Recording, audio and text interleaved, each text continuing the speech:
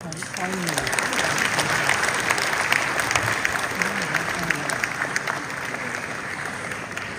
received over 350 online confirmations of attendance. Over 120 out of them have forwarded their questions. These numbers are given a few weeks ago, but I think we would have had more questions forwarded to them. So before you address the audience, we would like to share the questions people have asked already. So we hope that you will cover those questions. The first question is, what are your short, medium and long-term economic strategies to develop the country? How do you plan to tackle the immediate dollar crisis and debt problem? Right, the next most asked question. Let's not miss the elephant in the room. How do you plan to solve the national question? What is the NPP situation in North and East? The next question is, what steps will you take to improve public transport system and reduce the mortality from RTAs? How will you change the education system in the country? This is an interesting question.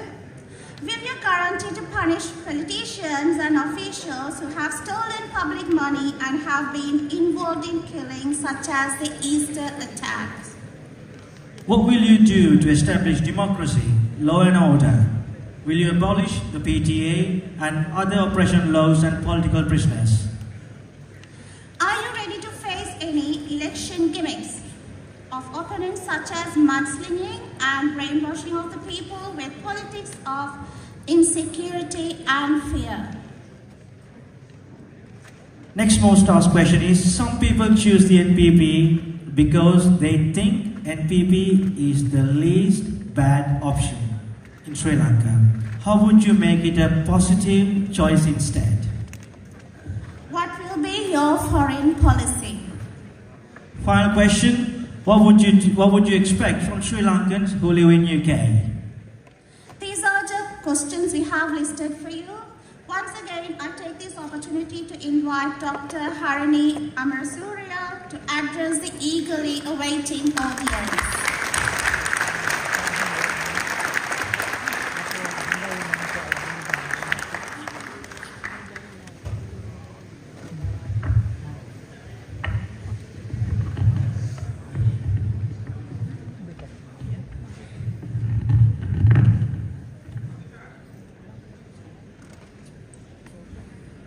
Good evening, everyone.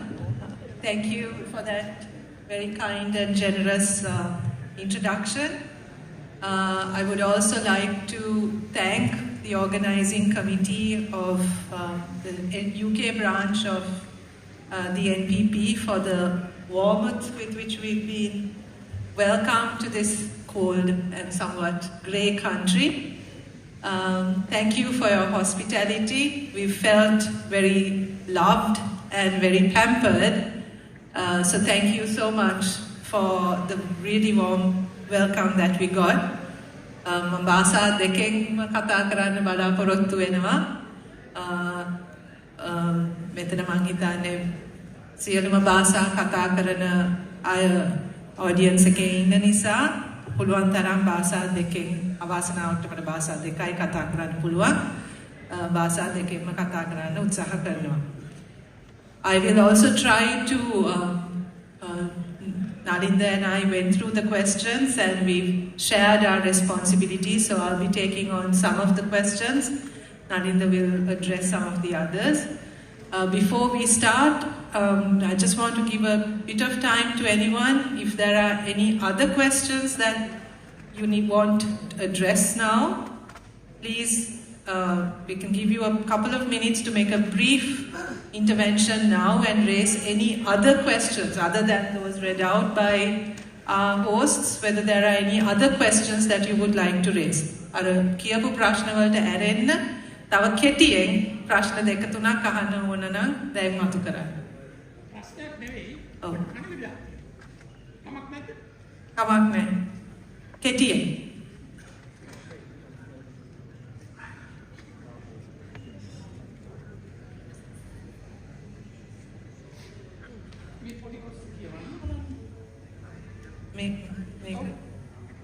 පිළිගැන්වීම 1987-1990 කාලය තුළ රාජ්‍ය මර්ධනයට ලක් වී අතුරුදහන් වූ රංජිත් බන්දුප්‍රිය මල්ලි ඇතුළු සැම වෙනුවෙන් ඔවුන් තුළ වූ උදාර අරමුණු සාක්ෂාත් කර ගැනීමෙන් අව්‍යාජ ලෙස කැප වූ ජනතා විමුක්ති පෙරමුණට මෙම කෘතිය ගෞරවයෙන් පිළිගැන්වේ. ස්වයංතේ ස්පාර්ණයේ බස සිංහල. ස්පාර්ණයේ බස සිංහල. මම කවුද කියලා කියන්නේ මම 1990 ඉඳලා කතාවේ මම වැඩ කරේ ලංකාවේ නීතිඥයෙක් හැටියට මාතර මහේස්ත්‍රාත්වයේ රේඛා පරිච්ඡේදයේ මාතර මහේස්ත්‍රාත්වයේ මම පමණයි ජනතා විමුක්ති පෙරමුණේ වෙන්නේ වැඩ කරපු අය අරන්නාම උසාවිය පිළිසිරි මම පමණයි.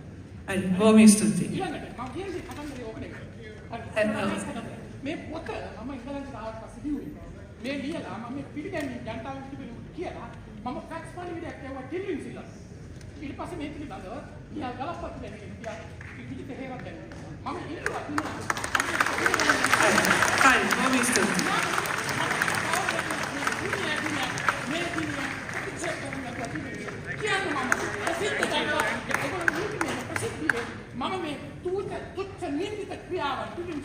Alright, බොහොම ස්තුතියි. ප්‍රශ්න මොනවා හරි තියෙනවද මට කියන්න? ඔව්. 1 minute. Yes.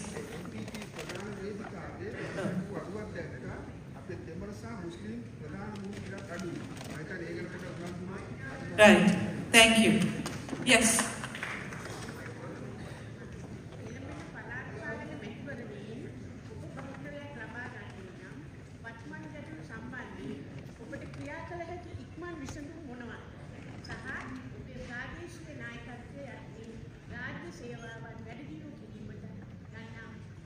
Okay, that's being addressed. Take a Nalina Sahodara විසින් උත්තර දෙනවා.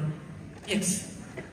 I like to ask you, how will you deal with the nepotism in Sri Lanka? Yes, that will also be dealt with. Thank you.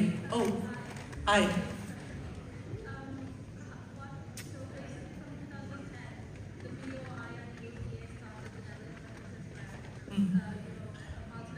Urban development, yes.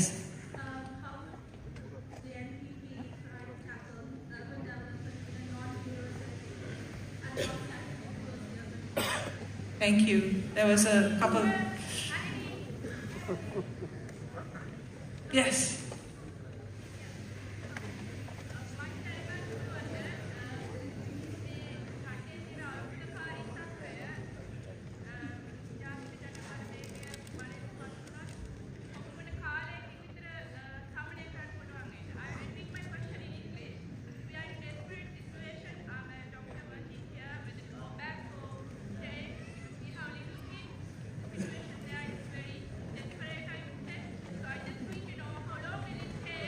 Yes, got it. Maybe 2 more questions. There's one from that side and I'll take one from this corner. Does the NPP have a position on whether Sri Lanka should be a secular state? Thank you. Yes, quickly.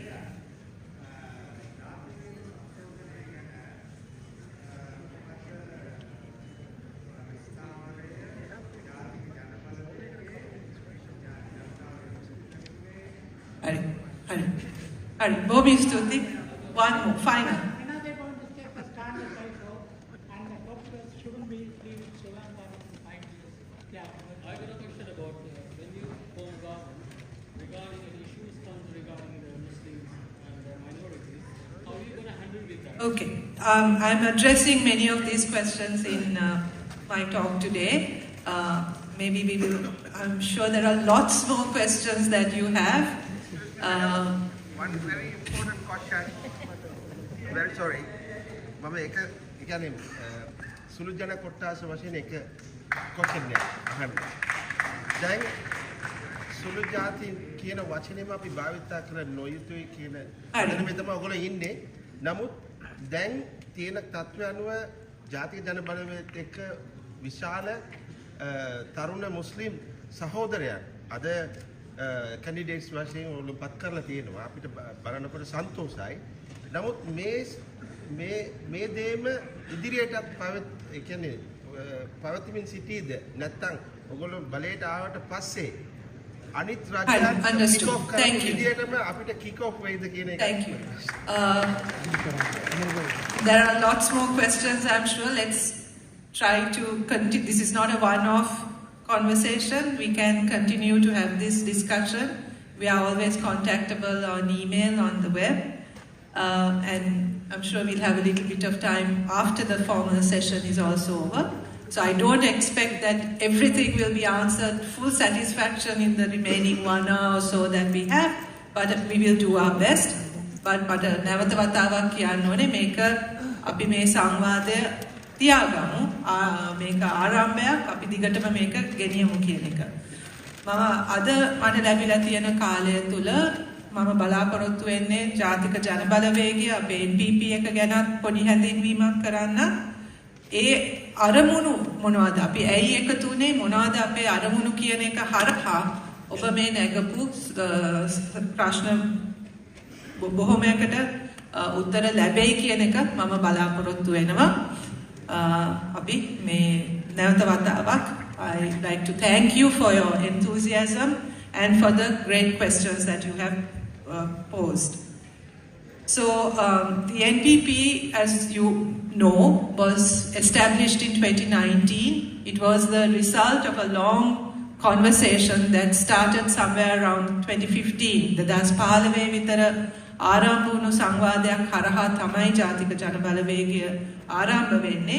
We wanted a platform. Many of us who were active in progressive politics, pro-democracy work, activism, wanted and who've had a conversation also with the JVP for a long time.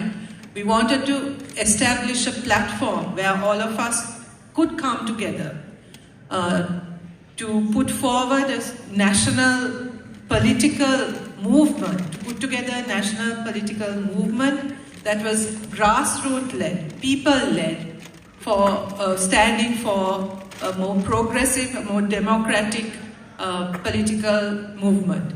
So the basic idea behind the formation of the NPP was to put together this platform where individuals and organizations that had been working in isolation could come together and also focus very much on building a grassroots-led people's movement. ඒ කියන්නේ ජනතාව තුලින් පුරවැසියන්ගේ සහභාගීත්වය හරහා ගොඩනගන්න අවශ්‍ය ප්‍රගතිශීලී සහ ප්‍රජාතන්ත්‍රවාදයට ගරු කරන දේශපාලන ව්‍යාපාරයක් ගොඩනැගීමේ අරමුණත් එක්ක තමයි ජාතික ජනබලවේගය අපි ආරම්භ කරන්නේ. මම ඒ grassroots-led people's movement කියන එක emphasize කරන හේතුවක් මම කියන්නම්. මොකද අපි දැක්ක අපේ රටේ තියෙන ප්‍රශ්න බොහොමයකට ප්‍රධාන හේතුව වෙනස් විය යුතු කාරණේ හැටියට අපි සියලු දෙනාම එකඟ වෙන්න පුළුවන් දේ උනේ අපේ තියෙන අවුරුදු 75ක් තිස්සේ වර්ධනය වෙච්ච දේශපාලන සංස්කෘතිය බැරෑරුම් ලෙස වෙනස් විය යුතුයි කියන පදනමේ ඉඳන් තමයි අපිට එකතු වෙන්නත් එක ලොකු අවශ්‍යතාවයක් වුණේ. We felt the need for a very different political culture. In fact, in our view, the very corrupt, nepotistic, patronage-based political culture that you now have in Sri Lanka, in our view, was the basis for some of the critical problems that the country was facing. So we wanted to introduce a new political culture based on certain key principles that we could all agree upon. One was very obvious to us, and that was that we had to do something about the huge levels of corruption and wastage. That was a no-brainer. ඒක ඉතාමත්ම පැහැදිලි එකක්. අපේ රටේ මේ තියෙන දූෂිත සහ නාස්තිකාරී ඒ දේශපාලන සංස්කෘතිය වෙනස් විය යුතුයි කියන එක. ඒකෙන් අපි අදහස් කරේ නිකන් අර කොමිස් ගහන එක විතරක් නෙවෙයි. What we meant by corruption was not just the taking of commissions, but actually the extent to which corruption has become so institutionalized in Sri Lanka that it has totally distorted policy making and decision making structures. So a lot of people today talk about the lack of policies in our country, the fact that there is no consistency in policy making. The main reason is that policies are not based on evidence, research or data, but purely on personal advantage and agendas. Decisions are taken not according to any kind of consistent development agenda, but rather on very personal business interests. It's as simple as that. So if people talk about the fact that we have no policy and that the country has been sort of lurching from one project to another without a proper direction, that's basically because of the way in which the policy making and decision making structures have become so distorted due to the corruption that is present. So for us, it was very important that as the NPP, that we fight against this corruption and that we could pledge to the people of the country that we would investigate corruption, that we would hold those who stole or misused public money to account, and that we would prosecute those who are guilty of having robbed millions of public money. ඒක අපිට ඉතාමත් වැදගත් දෙයක් වුණා මේ ඇත්ත වශයෙන්ම මේ හොරකම් සහ දූෂණය ඒ තියෙන ඒව වෙනුවෙන් සටන් ඒවට එරෙහිව සටන් කිරීමත් ඒව එලි කරන එක විතරක් නෙවෙයි නමුත් ජාතික ජනබලවේගයේ ආණ්ඩුවක් හරහා ඒවට වගකිව යුතු අයට එරෙහිව විමර්ශන කිරීමත් අපෙන් හොරකම් කරපු මුදල් නැවත ලබා ගැනීමට වැඩසටහනක් දියත් කිරීම අපේ ප්‍රධාන ප්‍රතිපත්තියක් හැටියට අපි ඉදිරිපත් කරලා තියෙන්නේ ඒක වෙනුවෙන් අපේ නීතිඥ කණ්ඩායම දැනටමත් ඒ සඳහා වැඩ කරමින් ඉන්නේ. The other thing is that we basically wanted to change, and this is where the people-led grassroots part of our NPP politics is so important, is that we basically wanted to change the relationship between the rulers of this country, of Sri Lanka, not this country, rulers of Sri Lanka and the citizens. Api බැලුවොත් අපේ රටේ ඇත්ත වශයෙන්ම තියෙන්නේ හරිම යැපුම් මානසිකත්වයක් කියන එක මම හිතන්නේ පිළිගන්නේ යැපීම තියෙන්නේ වෙන මොකක්වත් නෙවෙයි දේශපාලඥයා මත. දේශපාලනයේ බලය තියෙන එක්කෙනෙක් එක්ක සම්බන්ධතාවයක් නැතුව ලංකාවේ කිසිම වැඩක් කරගන්න බෑ. දරුවෙක්ව පාසලට දාන එකේ ඉඳන් රැකියාවක් ලබන එක සියල්ලම තීරණය කරන්නේ දේශපාලන සම්බන්ධතාවය මත. ඉතින් Taman හරි දේශපාලන පැත්තේ හිටියේ නැත්නම් මොකක්වත් සිද්ධ වෙන්නේ නැහැ.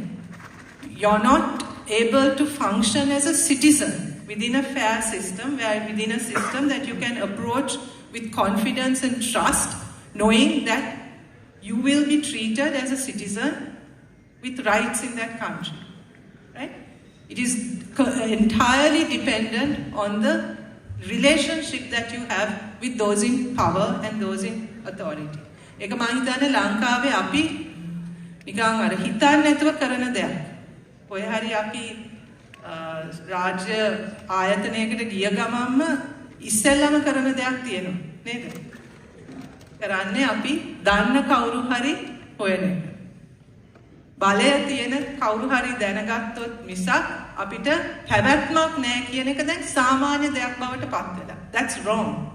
That's it. So, and that is the basis on which the political class has been able to really consolidate its power and use people as vote banks and manipulate people into maintaining this very corrupt system. So we felt that that relationship to change, the change couldn't come only from the political class, but the citizen also needed to change. The citizen needs to feel strong and powerful and aware of their own rights and aware of the way in which they should engage with the political authority. And මම හිතන්නේ අපි දන්නවා ගිය අවුරුද්ද තුර ඒක සිද්ධ වුණා. පළවෙනි වතාවට මම දකින විදිහට අපිට තේරුම් ගන්න විදිහට ලංකාවේ පුරවැසියන් හැටියට ක්‍රියාත්මක වුණ වසරක් හැටියට 2022 අපිට මම හිතන්නේ ඉතිහාසයට ලියවෙනවා. මොකද අපිට තේරුම් ගන්න පුළුවන් වුණා පුරවැසියන් හැටියට අපි එකතු වුණොත් අපේ අනිත් සියලුම වෙනස්කම් අපි ඒව චුට්ටක් පැත්තකට දාලා පුරවැසියන් හැටියට සාධාරණය වෙනුවෙන් එකමුතු වෙලා ඉදිරිපත් වුණොත් කරන්න බැරි දෙයක් නැහැ කියන එක මම හිතන්නේ ගිය අවුරුද්ද තුල අපේ රටේ මිනිස්සු ඔප්පු කරා. ඉතින් ඒ වෙනස ඒ 2022 ඒ වෙච්ච වෙනස පුරවැසියාගේ ඒ වෙච්ච වෙනස ආයිත් හරවන්න බෑ. ඒ වෙනස දැන් වෙලා තියෙනවා. ඒක තේරුම් ගන්න බැරි දේශපාලන පන්තියක් බලේ ඉන්න එක තමයි අපිට දැන් ඉතුරු වෙලා තියෙන ප්‍රශ්නේ. නමුත් ඒ දේශපාලන පන්තියක් 2023 කියන වසරේ ඒගොල්ලෝගේ යුගයක් ඉවර වෙනවා කියන එක මම හිතන්නේ මේ වෙනකොට ඉතාමත්ම පැහැදිලි. 2023 කියන්නේ ශ්‍රී ලංකාවේ තීරණාත්මකව ඒ බලව්‍යුහය ඒ සම්බන්ධතාවය වෙනස් වෙලා ජනතාව බලය අතට අරගෙන අපේ ඉතිහාසය අපි ලියන අවුරුද්ද 2023 ආරම්භ වෙනවා කියන එක ඉතාමත්ම පැහැදිලි. So ever since the NPP was formed, that was one of the things we focused quite considerably on building this grassroots level movement.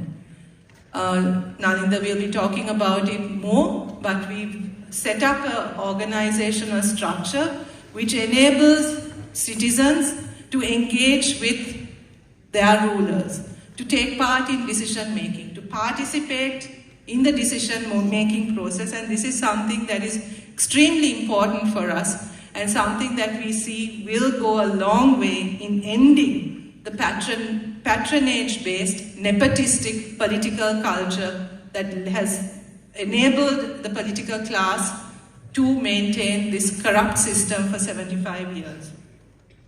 So this is not something that we are just talking about in terms of how we organize ourselves, but this is something we propose, we think, to change this, to really make this a transformative change. It is also necessary to have a new constitution. අපි යෝජනා කරන්නේ අලුත් ව්‍යවස්ථාවක්. ඒ අලුත් ව්‍යවස්ථාව තුළ ජනාධිපති ක්‍රමය අහෝසි කරන සියලුම පුරවැසියන්ගේ අයිතිවාසිකම් තහවුරු වන විශේෂයෙන්ම දේශපාලන සිවිල් අයිතිවාසිකම් විතරක් නෙවෙයි සමාජ සහ ආර්ථික සමාජ සංස්කෘතික ආර්ථික අයිතිවාසිකමුත් තහවුරු වෙන ශක්තිමත් වෙන අලුත් ව්‍යවස්ථාවක් අපි යෝජනා කරලා තියෙනවා. ඒක තුළ පුරවැසියාට තමන්ගේ පාලනයේ මීට වඩා සක්‍රියව සහ මීට වඩා ඍජුව සහභාගී වෙන්න පුළුවන් ව්‍යුහයකුත් අපි යෝජනා කරනවා. So deepening democracy. For us, democracy is not just about turning up at an election and casting your vote. It goes beyond that, to actually participating and to be engaged in the decision-making process. And the new constitution that we propose will enable and put in place mechanisms such as things like the right to recall, which we think will strengthen people's participation in the process. ඒ වගේම අපි දන්නවා මේ වෙනකොටත් there are several laws that need to be changed, that need to be repealed. I think there were several questions regarding what we would do with things like the Prevention of Terrorism Act. As you know, the JVP has stood since the PTA was introduced, has fought for its repeal, and the NPP also has, within its policy framework, within the new constitution, proposed the repeal of regressive political acts like laws like the PTA, also the recently passed Rehabilitation Bureau Act, which is also very problematic. So there are several such laws which we think limit people's or disrupt people's democratic rights, need to be dealt with and repealed. ඒ වගේම මේක ගැන නලින්ද සහෝදරයා තව දුරටත් කතා කරයි. අපේ political culture එක අපේ එක කුළුණක්. දෙවනි කුළුණ වෙන්නේ ආර්ථික ප්‍රජාතන්ත්‍රවාදය කියන එක. ආර්ථික ප්‍රජාතන්ත්‍රවාදය කියන එකෙන් අපි අදහස් කරන්නේ අපි දැනට අපි දන්නවා අපේ ආර්ථිකය තුල සහභාගී වෙන්නේ ඉතාමත්ම සුළු පිරිසක්. සුළු කණ්ඩායමක්. ඒකේ ප්‍රතිඵල ලබා ගන්නෙත් ඒකේ සහභාගීත්වය තුලින් ඒකෙන් ප්‍රතිඵල ලබා ගන්නෙත් ඉතාමත්ම සුළු කණ්ඩායමක්. So we want to expand the participation in the economy. We want an economy that will work for all, not for a few. We want a caring economy, an economy that acknowledges paid and unpaid care work, especially of women, and an economy where the benefits of the economy will be distributed fairly through increasing the participation of those in the economic process. And Nalinda will talk about that in more detail. Thirdly, the other pillar in our policy is with regard to strong social protection. අපි දන්නවා දැන් තියෙන සමාජ ආර්ථික ක්‍රමය තුල සමාජ ආරක්ෂණය කියන එක ලැබෙන්නේ hand out හැටියට. එහෙම නැත්නම් නැති බැරි අයට කරන උදව්වක් වශයෙන්. එහෙම නෙවෙයි. අපි යෝජනා කරන සමාජ ආරක්ෂණය කියන්නේ මුලින්ම අපි කල යුත්තේ සමාජ ආරක්ෂණය තහවුරු කරන එක තුලින් සමාජ ආරක්ෂණය අවශ්‍ය වීම අඩු කරන එක. කියන්නේ තමන්ගේ ශක්තියෙන් ජීවත් වෙන හැකියාව තමයි පුරවැසියා ඉල්ලන්නේ. කාව මත හරි යැපෙන්න නෙවෙයි. නමුත් ඒ යැපෙන සමාජ ආර්ථික සමාජ ඒ විදියට ඒවා හැදිලා තියෙන්නෙම අර මම නැවත කිව්ව විදියට අර මුලින්ම කිව්ව විදියට අර දේශපාලන බල කඳවුර පවත්වාගෙන යාමට ඒ යැපීම අවශ්‍යයි. ඉතින් අපි බැලුවොත් උදාහරණයක් ඇටියට 1994 ඉන්ට්‍රොඩියුස් වෙච්ච සමෘද්ධියක එන්න වැඩි වෙනවා මිස අඩු කරන්න මේ පාලනයට බැරි වෙලා තියෙනවා. මොකෝ ඒගොල්ලෝගේ අරමුණම දුප්පත්කමේ මිනිස්සු තියාගන්න එක. මොකෝ ඒ හරහා තමයි ඒගොල්ලෝගේ බලය පවත්වාගෙන යන්න පුළුවන් වෙන්නේ. So we want to put in place systems that will alleviate poverty and that will allow people to stand on their own feet but also be able to have assurances that their basic rights will be met. Things like health, education, public transport, these things are not services. These are rights that people have which have to be protected, and we think the state has a responsibility to protect those. අනිත් එක තමයි මේක මම ටිකක්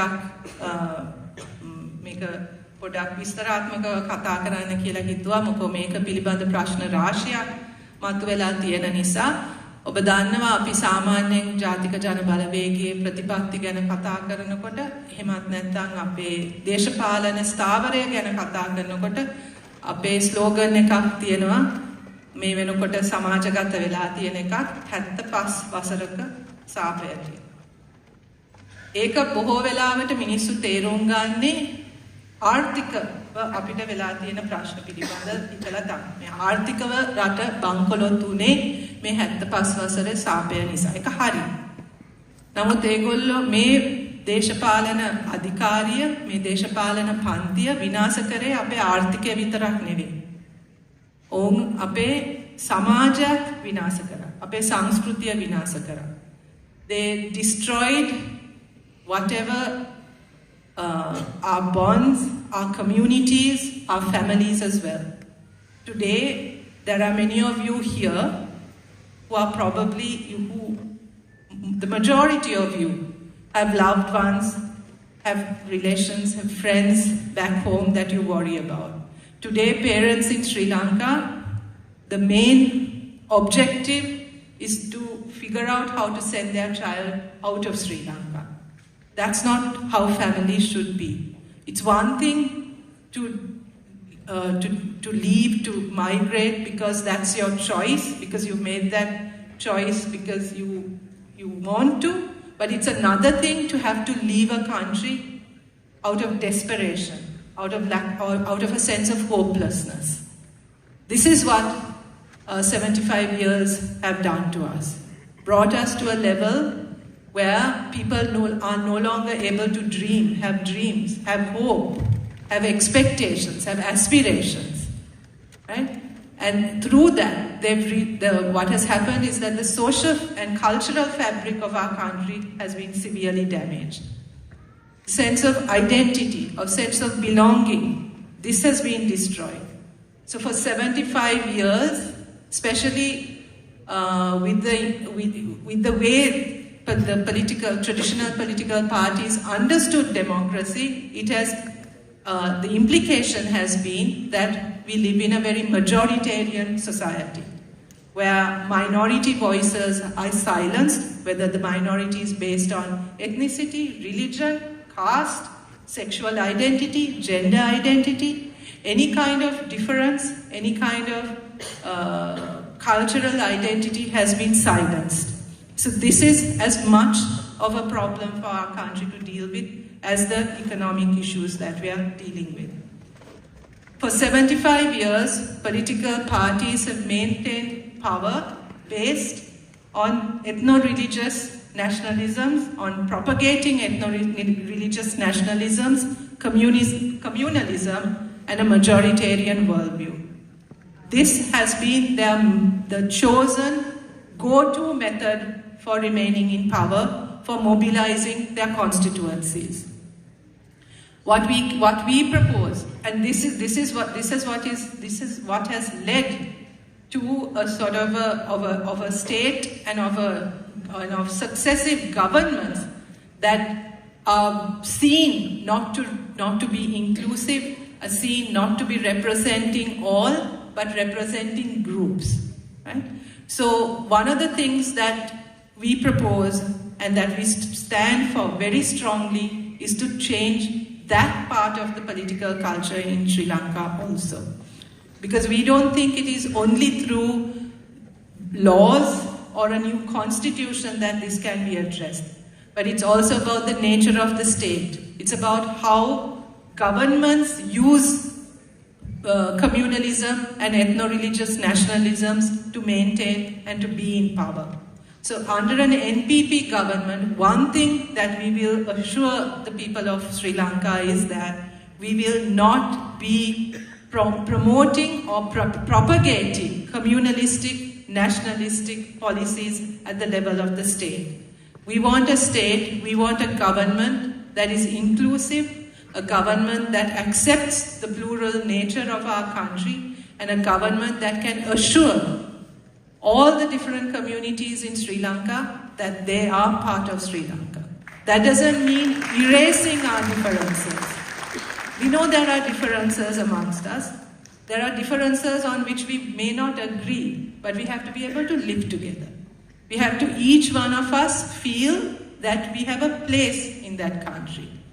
That we, whatever our differences, we can talk to each other, agree to be different, agree not to like each other's traditions, but coexist. It doesn't mean that we all have to sort of walk into the sunset holding hands, singing peace songs. But we have to be able to coexist. And for that, we think the role of the state in setting that example, the role of the government is essential in rooting out that sort of racist, nationalistic agenda that most political parties have maintained in order to stay in power. We also acknowledge that there is reconciliation and healing that is necessary for our country to move forward. For 75 years, there's been a lot of, far too much bloodshed in our country. Far too many disappearances, political violence. Many of the groups that are part of the NPP, ජාතික ජනබලවේගේ ඉන්න පාර්ශව බොහොමයකට ඒ දේශපාලන ප්‍රචණ්ඩත්වය නිසා විඳපු දේවල් ගැන මම හිතන්නේ අලුතෙන් මෙතන කියන්න අවශ්‍ය නැහැ. ඉතින් අත් වශයෙන්ම අපේ රටට අවශ්‍යයි සාමූහික healing process එක. ඒකත් අපි දකිනවා. මේ වෙලා තියෙන දේවල් අපේ නැති වෙච්ච අපේ සගයන් නැති වෙච්ච අපේ දේශපාලන අයිතීන් අපි කොයි වෙලාවකවත් රටක් හැටියට ඒව ගැන යම්කිසි විදියක රිෆ්ලෙක්ෂන් එකක් යම්කිසි විදියකට පසුවිපරමක් මොනවත් කරලා නැහැ. ඒක එකක් වෙනවා යටත් වෙනවා තව එකක් වෙනවා ඒක යටත් වෙනවා. අපි යටත් කර කර යනවා මිසක් අපි ඒකට හරියට මුණ දීලා නැහැ. ඒ නිසා we propose something like a truth and reconciliation commission that will look into all of these aspects. That is not just about legal compensation or legal reconciliation, but also allow people to and acknowledge people's losses, allow people to grieve, provide the kind of perhaps the psychosocial support that is necessary for dealing with losses that have a long history in our country. ඒ වගේම අපි දන්නවා එක නීතිමය පැත්තක් විතරකින් අපිට මේ ප්‍රශ්නේ විසඳන්න බෑ. අපේ අධ්‍යාපනයක් සංස්කෘතියක් මෙතන හරිම වැදගත් වෙනවා. අපේ අධ්‍යාපන ප්‍රතිපත්තිය ජාතික ජනබලවේගය තුළ අපි ප්‍රමුඛ තැන අපේ අධ්‍යාපනයට අපි දෙනවා. අධ්‍යාපන ප්‍රතිපත්තිය අපිට ඉතාමත්ම වැදගත්. අධ්‍යාපනය තුළින් අපි බලාපොරොත්තු වෙන්නේ වැඩ කරන්න කාවරි රැකියාවක් කරන කෙනෙක්ව පුහුණු කිරීම විතරක් නෙවෙයි රටට අවශ්‍ය ඒ පුරවැසියන් නිර්මාණය කරන අධ්‍යාපනයක්. ඒ කියන්නේ අපේ වගේ රටක ප්‍රජාතන්ත්‍රවාදී මූලධර්ම වලට ගරු කරන විවිධත්වය බාර ගන්න පුළුවන් සමාජ වගකීමක් දැනෙන පුරවැසියෝ බිහි කරන අධ්‍යාපන ක්‍රමයක් අපිට අවශ්‍යයි. ඒක අපි දන්නවා ටිකක් දීර්ඝකාලීන වැඩක්. නමුත් ඒකට අපි විශාල ප්‍රමුඛතාවයක් දෙනවා. මොකද අපේ මානව සම්පත මේ අපිට රට ගෙනියන්න ඕන තැනට අවශ්‍ය මානව සම්පත හදන එක අපිට ඉතාමත්ම වැදගත්. ඒ සඳහා මේ අධ්‍යාපන ක්‍රමය නිකන් එහෙන් මෙහෙන් ප්ලාස්ටර් දාලා හදන්න පුළුවන් එකක් නෙවෙයි. ඒක සම්පූර්ණයෙන්ම වෙනස් විය යුතු අධ්‍යාපන ක්‍රමයකුත් අපි යෝජනා කරනවා. ඒ වගේම සංස්කෘතිය මම හිතන්නේ අපේ ජාතික ජනබලවේගයට මේ වෙනකොට විශාල සංඛ්‍යාවක් ආටිස්ලා අපිත් එක්ක එකතු වෙනවා. ඒක අපිට විශාල හයියක්. මොකද අපි හිතන්නේ අපේ මිනිස්සුන්ට අපේ රටවැසියන්ට සංස්කෘතික ජීවිතයකුත් අවශ්‍යයි. දියුණු සංස්කෘතික ජීවිතයක් අවශ්‍යයි.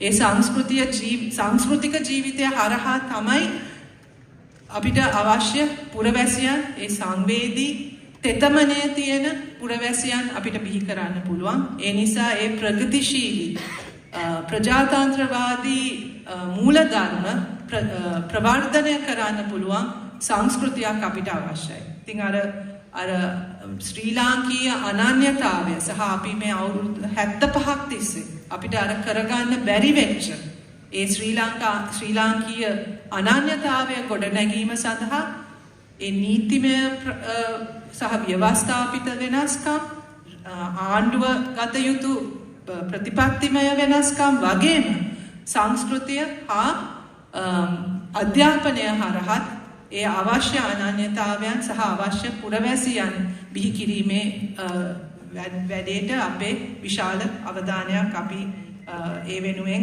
දෙනවා සහ අපේ ප්‍රධාන ප්‍රමුඛතාවයක් ඒ වෙනුවෙන් අපි යොමු කරලා තියෙනවා. අවසාන වශයෙන් මට කියන්න තියෙන්නේ මොකද මේ ප්‍රශ්නෙත් අහලා තිබ්බා අපේ ෆොරින් පොලිසි එක මොන වගේ එකක්ද කියන එක.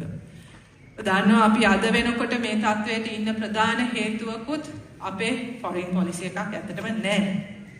ෆොරින් පොලිසි එකක් නැහැ විතරක් නෙවෙයි රාජ්‍ය සේවයේ ඉතුරු කොටස් වගේම අපේ ෆොරින් සර්විස් එකත් විශාල වශයෙන් දේශපාලනීකරණයට ලක් වෙලා තියෙනවා. පත්වීම් ලැබෙන්නේ හැකියාව හෝ සුදුසුකම මත නෙවෙයි දේශපාලන හිතවත්කම මත. මම හිතන්නේ මේ අත්දැකීම මෙතන ඉන්න ඔබට හොඳටම තේරෙනවා ඇති. ඉතින් එකක් we need to professionalize our foreign service once again. Make sure that it's the people with the skills and capacity that are in those places. We want to reconfirm, we want to reintroduce the non-aligned policy that worked for us. අපි තේරුම් ගන්න වෙනවා අපේ රට පිහිට අපේ රටේ පිහිටීමත් සමග අපි ජාත්‍යන්තර දේශපාලනය තුල ඉතාමත්ම පරිස්සමෙන් කටයුතු කළ යුතුයි. අපිට එක පැත්තකටවත් වැඩි බරක් නොතිය සියලුම රටවල් එක්ක සමාන සම්බන්ධකම් තියාගෙන අපේ රීජනල් politics ගැන සංවේදී වෙමින් සහ අපි හිතනවා අපිට විශාල විභවයක් තියෙනවා අපි කිසිම ගනුදෙනුවක් නොකරන අලුත් රටවල් කීපයක් තියෙනවා අපිට විශේෂයෙන්ම අපේ ආර්ථික ප්‍රතිපත්තිය එක්ක සම්බන්ධතා ඇති කරගත යුතු African Southeast Asian countries which we have neglected and which could probably provide us with a whole new sort of balance to our foreign policy. So we stand for a firm, non-aligned policy where the interests of Sri Lanka rather than the interests of particular groups will be prioritized in how we engage with people.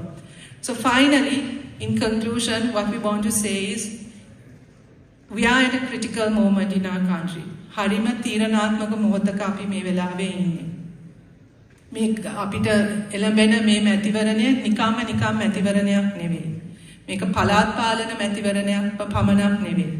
මේක ජාතික තලයේ මැතිවරණයක් බවට දැන් පරිවර්තනය වෙලා ඉවරයි. මොකෝ ගිය අවුරුද්දේ ආරම්භ වෙච්ච අරගලය තුලින් අපිට අපි අකමැති ජනාධිපති කෙනෙක් සහ අකමැති ආණ්ඩුවක් පළවා හරින්න හැකියාව ලැබුණාට කැමැති අයව අපිව පත් කරගන්න බැරි වුණා. අන්න ඒ කාර්යය දැන් අපිට ඉතුරු වෙලා තියෙනවා. ඉතින් ඒක කරන ඒ ක්‍රියාවලියේ පළවෙනි පියවර මේ පළාත් පාලන මැතිවරණය. ඉතින් ඒක ඒ නිසාම තමයි මේක මෙච්චර තීරණාත්මක අරගලයක් බවට පත් වෙලා තියෙන්නේ. ඔබ දන්නවා ආණ්ඩුව සෑම උත්සාහයක්ම යෙදෙමින් ඉන්න ඒක පිළිබඳ අවිශ්වාසයක් මේක තියෙයිද නැද්ද කියන අවිශ්වාසය ඇති කරන්න. නමුත් අපිට විශ්වාසයි මැතිවරණයේ තිය යුතුයි. මැතිවරණය දැන් නොතිය ඉන්න බෑ. ඉතින් ඒ නිසා මේක තීරණාත්මක මැතිවරණයක්, තීරණාත්මක මොහොතක් අපේ රටට. ඉතින් ඔබ සියලු දෙනාටම ඒකට සහභාගී වෙන්න විවිධ ක්‍රම තියෙනවා. ඔබටත් බලපෑමක් තියෙන පුද්ගලයන් හැටියට මෙතන ඉන්නේ. ඒ සහයෝගයත් බලාපොරොත්තු වෙනවා. මේ රට හදන්න. මේ රට නැවත මට අමතක වෙනවා මම ලංකාවේ නෙවෙයි කියලා. ලංකාව කියන්නේ හදන්න පුළුවන් රටක් කියන එක අපිට විශ්වාසයක් තියෙනවා. අපිට බලය අපි ඉල්ලන්නේ තවත් එක් දේශපාලන පක්ෂයක් බලයට ගේන්න නෙවෙයි. මේ රට හදන්න පුළුවන්. ඒ රට හදන්න පුළුවන් අය අපිත් එක්ක ඉන්නවා. අපිට ඒ ප්‍රතිපත්ති තියෙනවා. අපිට ඒ උවමනාව තියෙනවා. අපිට ඒ අවස්ථාවයි අවශ්‍ය වෙන්නේ. ඒ අවස්ථාව සඳහා තමයි අපි බලය ඉල්ලන්නේ. ඒ වෙනුවෙන් අපි වැඩ කරොත් ලංකාව තිබිය යුතු තැනට ගේන්න පුළුවන් කියන විශාල විශ්වාසයක් එක්ක තමයි අපි කොහොමද